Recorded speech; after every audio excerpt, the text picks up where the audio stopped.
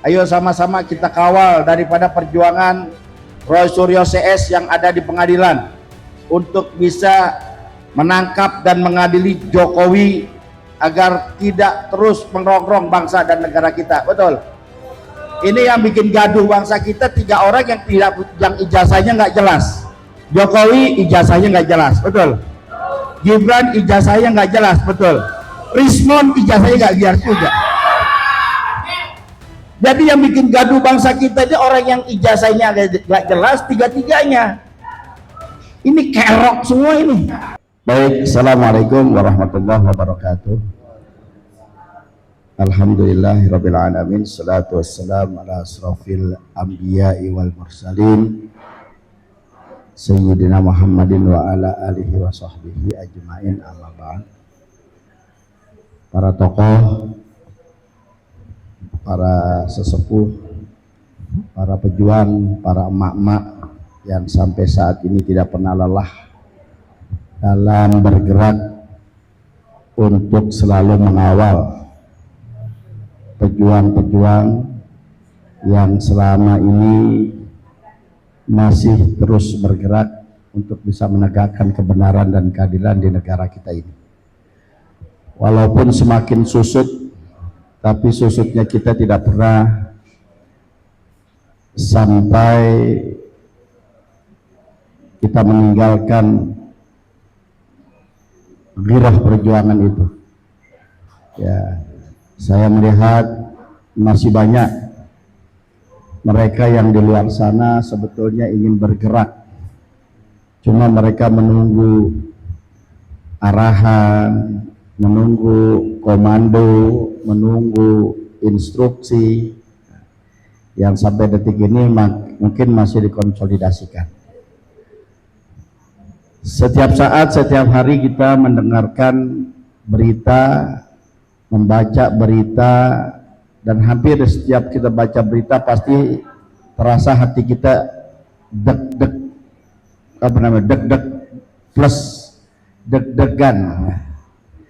Ya, dengan situasi kondisi bangsa negara kita yang saat ini makin carut marut, ya, ekonomi tidak jelas, politik, hukum, dan semuanya juga sudah tidak jelas arahnya kemana. Saat hari ini kita dengar ada reshuffle kabinet, ya, ada beberapa menteri yang dicopot, ada pergantian tempat dan lain sebagainya. Tuntutan daripada masyarakat, tuntutan daripada rakyat adalah tidak lain dan tidak bukan. Rakyat tidak pernah mau yang macam-macam sebetulnya. Rakyat hanya ingin bagaimana sembako murah, betul. Rakyat ingin pendidikan murah. Rakyat ingin kesehatan murah. Ya. Kalau murah, gratis, dan lain sebagainya, ya itu yang diinginkan rakyat sebetulnya. Tapi saat ini rakyat dicekoki dengan MBG yang luar biasa, yang di dalamnya terjadi cawe-cawe. Ya, kita lihat di luar daripada nalar kita. Ya, MBG-nya 10.000. Turun ke masyarakat, ke sekolahannya, ke siswanya mungkin 8.000, tapi kepala SPPG-nya disiapin motor, iPad, belum lagi disiapkan dengan kaos kaki 100.000. Padahal kalau kita beli 10.000 3. Hah? Oh, ada lagi LC itu. Ya, kita ditontonkan dengan hal-hal yang begitu dan dengan bangganya gitu loh. Dengan bangganya ini kepala MBG bohong di depan presiden tanpa rasa dosa, tanpa rasa malu gitu. Tapi nggak diganti kayaknya. Jadi sebetulnya proyek MBG ini proyek memang untuk masyarakat, untuk rakyat, atau buat persiapan 2029.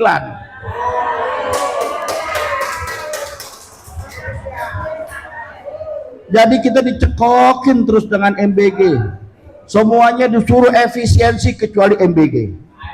Bulan puasa semuanya libur, MBG nggak libur. Nanti kiamat 2 hari MBG baru libur. Ini terjadi kok. Ya. Bagaimana penyalurannya, bagaimana banyak siswa-siswa keracunan, bahkan ada yang meninggal dunia. Terlalu banyak. Kenapa sih nggak pendidikan yang murah atau pendidikan gratis saja, Pak?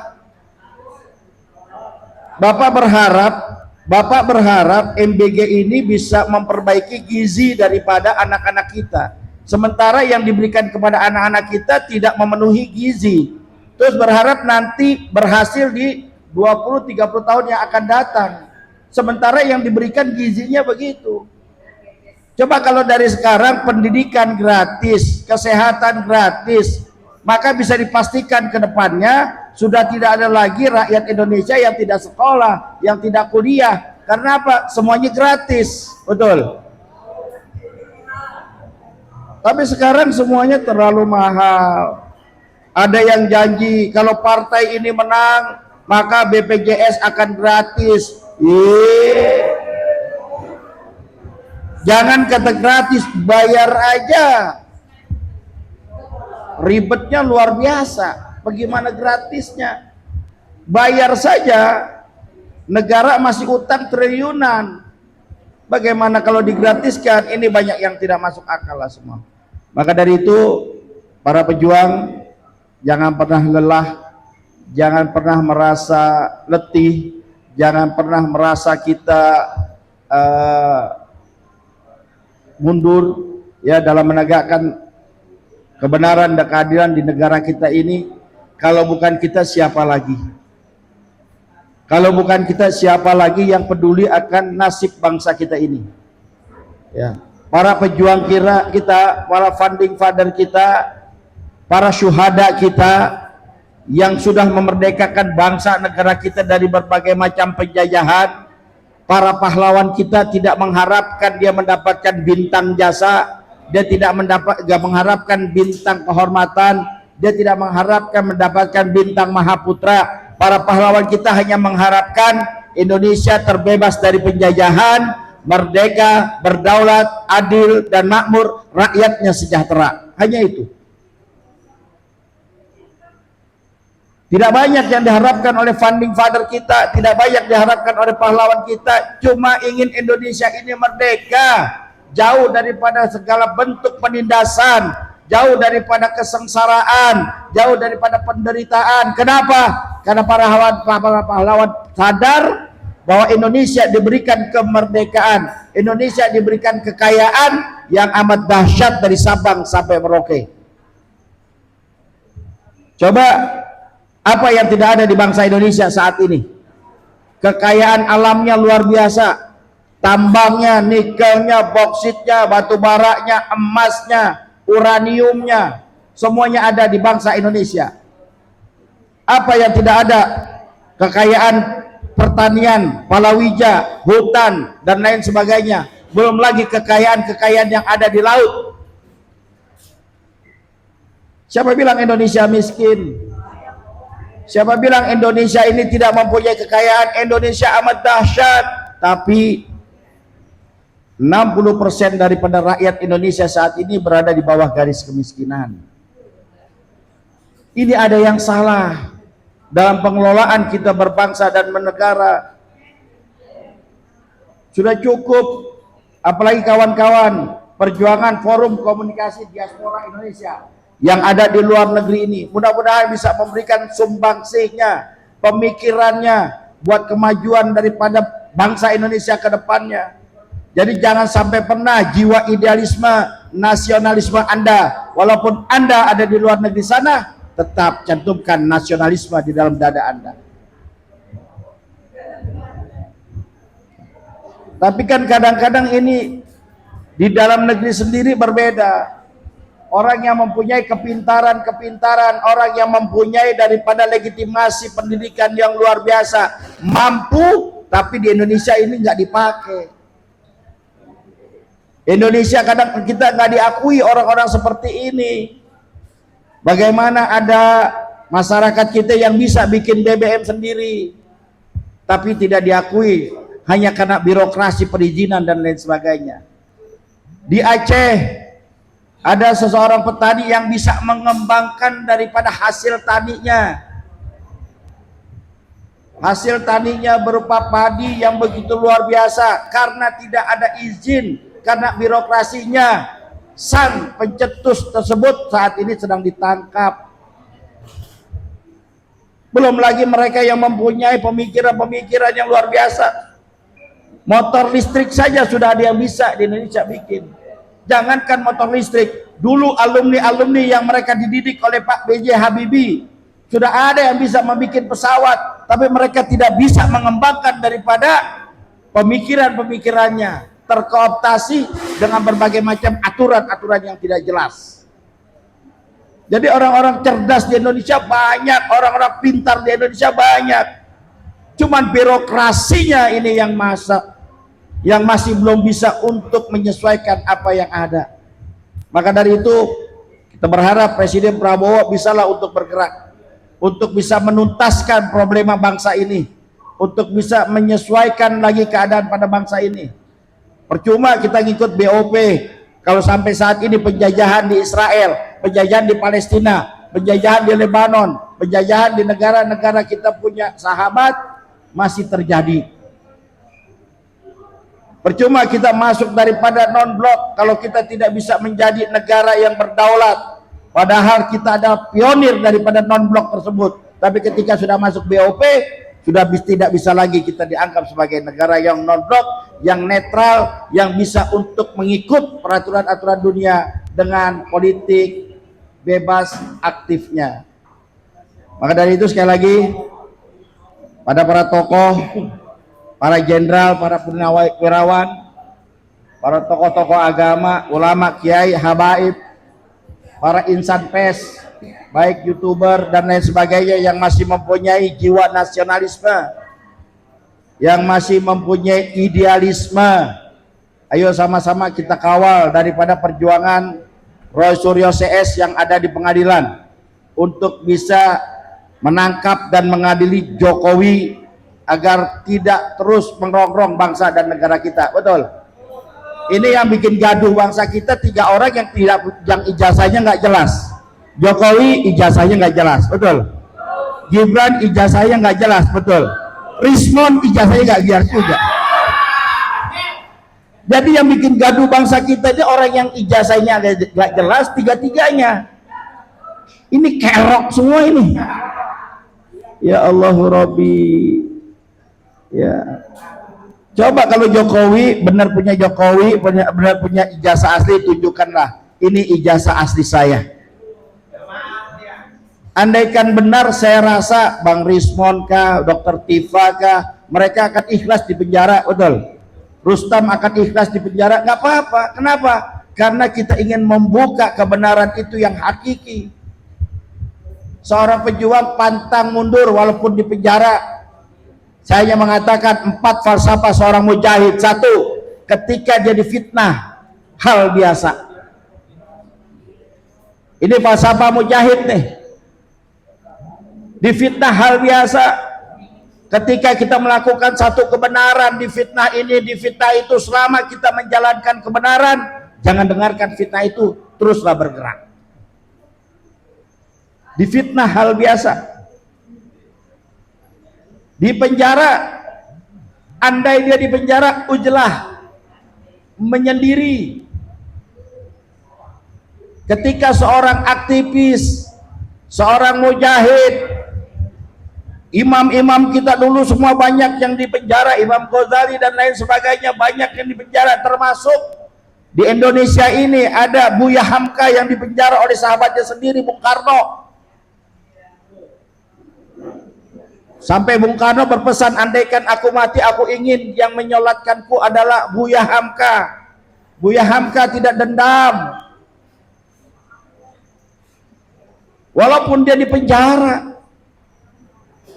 Di penjara seorang aktivis dia bisa tenang di dalam penjara, dia bisa menuliskan buku, dia bisa menuliskan karangannya, dia lebih tetap bisa istiqomah taqarrub ilallah. Berapa banyak tokoh-tokoh kita ketika di penjara mereka bisa menyelesaikan berbagai macam bukunya, termasuk Habib Rizik ketika di penjara dia bisa menyelesaikan tesisnya. Yang ketiga, ketika diusir dari kampungnya adalah rihlah. Seorang mujahid ketika menegakkan kebenaran dia tidak disuka, dia diusir dari kampungnya, walaupun hanya jalan sendiri dia rihlah, anggaplah ia ada tamasya. Yang keempat bagi mujahid adalah falsafahnya, andaikan dia dibunuh menegakkan kebenaran dan keadilan maka itu adalah syahid. Nggak ada yang tidak enak seorang mujahid, tapi pertanyaannya adalah istiqomahkah kita pada garis perjuangan kita? Istiqomah itu berat. Ada yang ditawarin 20 miliar ngerehoy, ada yang tawarin 120 miliar ngerehoy, ada yang ditawarin cuman SP3 melehoy. Buktikan dong kalau saya nerima, mana uangnya, mana transaksinya, mana ininya. Saya bilang ini zaman sudah modern Pak, nggak butuh Anda transaksi, nggak butuh Anda pakai RTGS, nggak butuh Anda untuk pemindah bukuan, cukup Anda dikasih kartu black saja sama nomor pinnya, selesai sudah. Betul kan? Sering nonton drama Cina tuh katanya, betul nggak? Jadi kalau kita mau cari nih mereka yang udah dapat duit miliaran, cari ada apa, ada transaksinya, nggak bakal ketemu. Cukup kasih kartu hitam saja dengan nomor pin, pindah itu udah. Betul, betul. Ya udahlah buat muhasabah kalau mereka yang tidak istiqomah, berat memang istiqomah. Kalau nggak mau berjuang, bilang aja dari pertama nggak mau berjuang gitu, nggak ngerepotin yang lain. Terima kasih. Assalamualaikum warahmatullahi wabarakatuh. Terima kasih Ustaz Eka. Berikutnya mohon sediaan dari Pak Laksamana Pertama TNI Purnawirawan Bapak Muryono Aladin. Mohon Pak.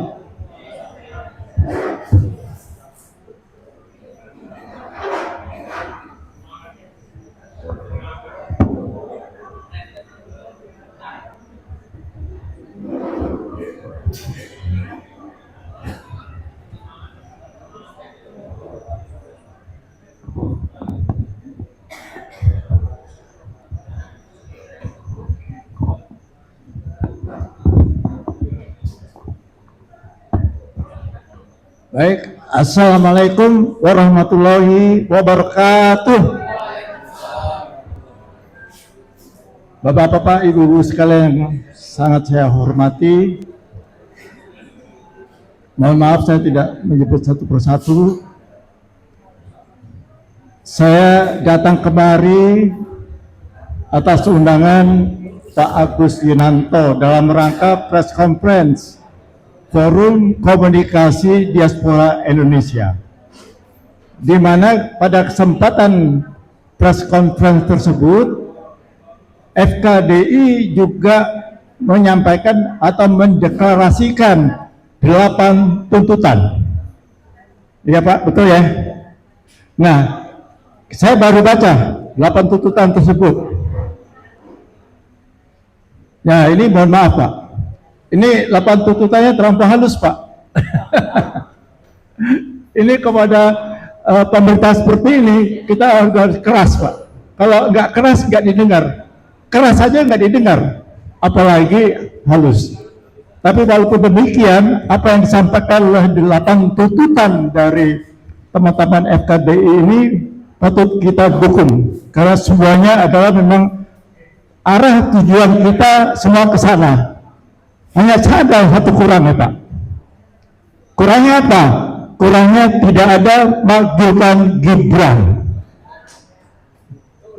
Justru majukan Gibran adalah sasaran utama kita, karena inilah yang membahayakan kita, dan ini yang membahayakan Pak Prabowo. Pak Prabowo di ujung tanduk ini. Pak Gibran sekarang sedang mengkonsolidasikan diri, memperkuat diri dengan membentuk di 34 provinsi relawan pendukung Gibran. Ini sangat bahaya. Ini harus kita batalkan, kita gagalkan. Ini salah satu biang kerok 11-12 sama ayahnya. Biang keroknya jelas ayahnya. Ini sama, ini harus kita majukan. Ya Pak Ustadz Eka Jaya, Pak Ustadz Asep ya. Ini penting ini. Apa yang sampai kita Pak Ustadz Eka Jaya itu semua benar. Itu yang kita wujudkan ketika kita sudah bisa menata kelola ini dengan baik. Jadi saya mohon kepada Bapak Ibu sekalian, para pejuang, jangan lupa Gibran dimajukan. Ya, itu paling penting itu. Gibran harus dimajukan. Ini membahayakan posisi dari Presiden Prabowo. Saya yakin dia sudah mulai cari kasakusuk bagaimana supaya Pak Prabowo selesai sebelum waktunya, sehingga Gibran bisa menggantikan. Pasti sudah ada rencana seperti itu. Kemudian yang kedua, kita jangan lupa walaupun di dalam tuntutan juga ada adili Jokowi, ini tetap kita gaungkan terus. Tangkap, adili Jokowi, kita gaungkan terus. Jadi 2 poin itu, angkat dan adili Jokowi, dan satu lagi adalah maju Gibran. Itu harus menjadi tujuan utama perjuangan kita. Kalau itu sudah bisa kita laksanakan dan bisa terwujud, insya Allah kita bisa memperbaiki tata kelola negara ini, dan kita bisa membantu Pak Prabowo untuk memperbaiki tata kelola negara ini. Dan apa yang tadi disampaikan oleh Pak Ustadz Eka Jaya, mungkin dari tadi ada Pak Asep, mungkin sama ya kurang lebihnya, bagaimana kita bisa mensejahterakan rakyat kita. Ya, pasti itu akan dapat kita wujudkan. Jadi kalau saya, 2 poin ini harus menjadi sasaran utama kita. Gaungkan terus, karena selama ini di sosmed yang ada adalah majukan Prabowo. Apa tidak bikin senang geng Solo? Geng Solo justru akan mendukung kalau Prabowo dimajukan, dan mereka langsung siap-siap. Pak Gibran tidak pernah disenggol sama sekali. Jadi dia tenang-tenang dan mengkonsolidasikan diri untuk memperkuat diri, untuk mungkin dia sudah siap-siap untuk menerima estafet dari Prabowo. Ini yang bahaya. Jadi kita gagalkan Gibran menjadi RI 1, atau kita gagalkan Gibran menjadi Wapres. Sebelum waktunya harus kita bisa majukan.